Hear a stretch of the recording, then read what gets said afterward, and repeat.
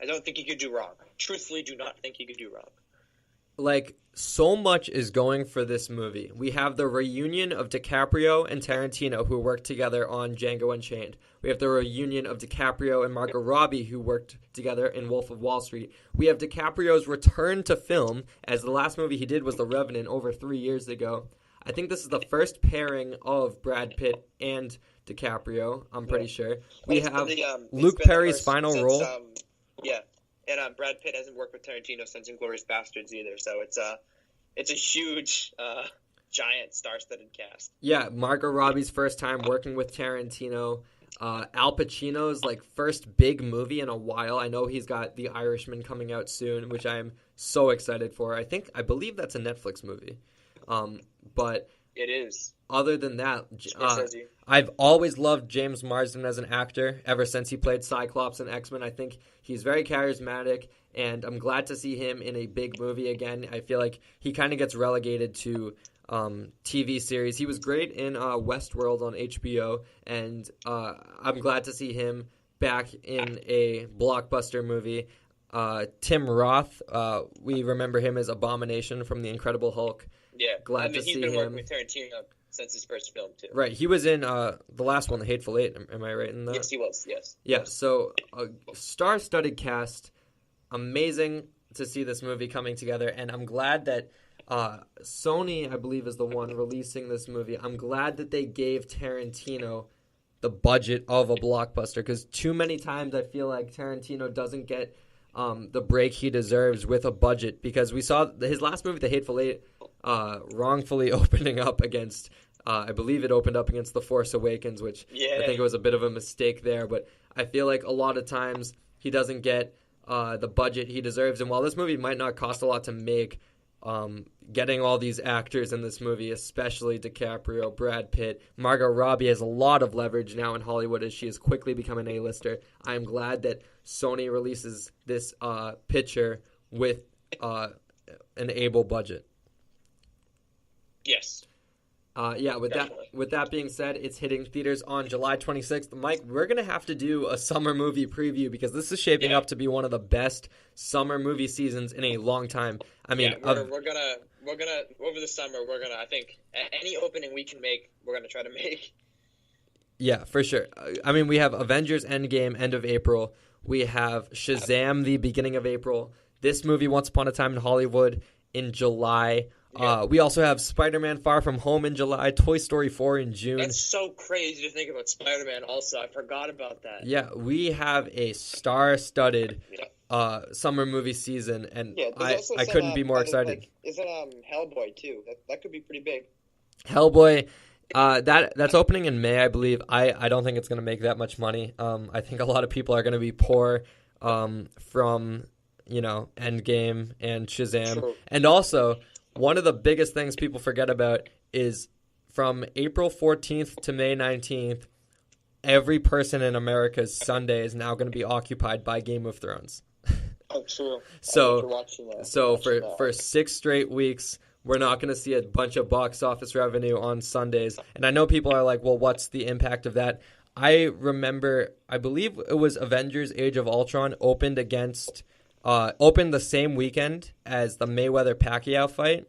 And, it actually hurt the box office a little bit, because it's the only Avengers movie to make less than $200 million in its opening weekend. So when you have these big events on TV, it does occasionally take away from box office. So I think that's an interesting thing to see how Game of Thrones will affect Sunday-specific box office. I don't think it'll affect the weekend, but if you're someone that's going to pay for an HBO subscription just for the 6 weeks of Game of Thrones, it could mean that, you're not going to be going to the movies every single weekend, True.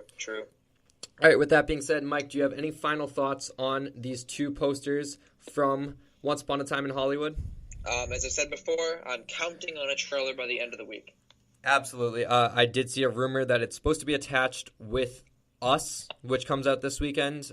Don't quote me on that, because the rumors of trailers being attached to movies never seem to be completely true, but like you said, I do expect another poster tomorrow, another poster Thursday, and I think we get a trailer on Friday. I think that's what they're going for. Yes.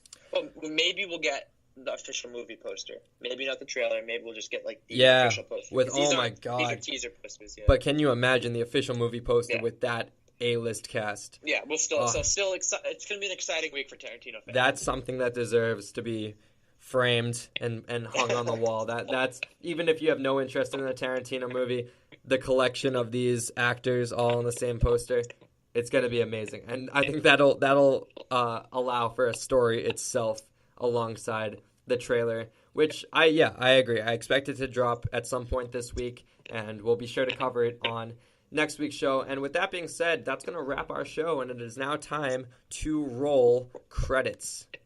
All right, we want to thank you guys so much for joining us on today's show. I had a lot of fun. I'm glad to have Mike back. We had a lot of good stories we talked about.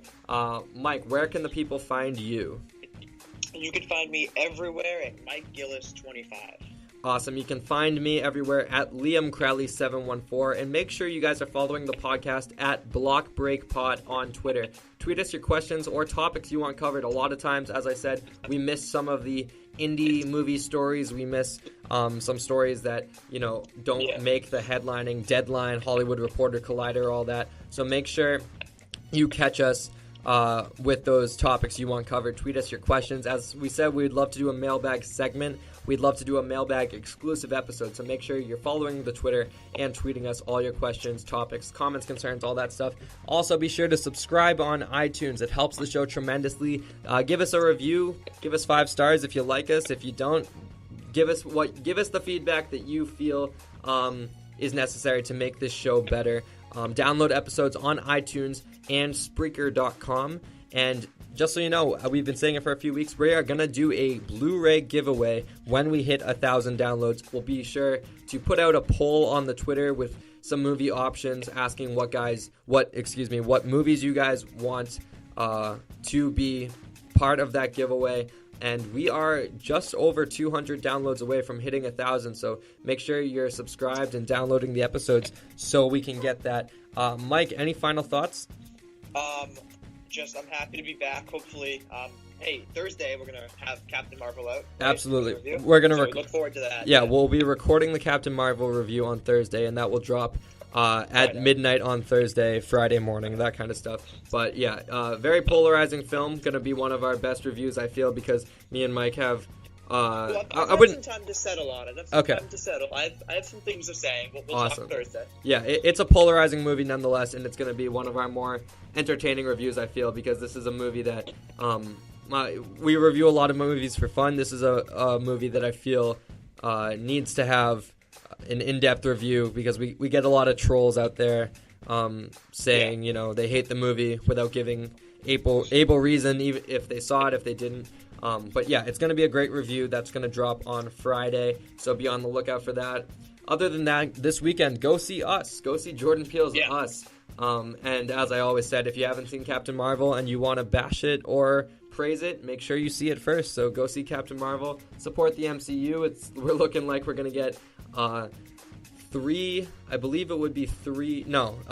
the Wasp, but 3 of the last 4 Marvel movies are probably going to hit $1 billion in the coming weeks. We'll probably see Captain Marvel get closer to that. Maybe it'll only get 900, but we'll see. Hopefully a lot of good stories coming out, and be sure to be on the lookout for our Captain Marvel review, as Mike alluded to. With that being said, I've been Liam Crowley. I've been Mike Gillis. And thank you guys so much for joining us on today's show, and we will see you on Friday.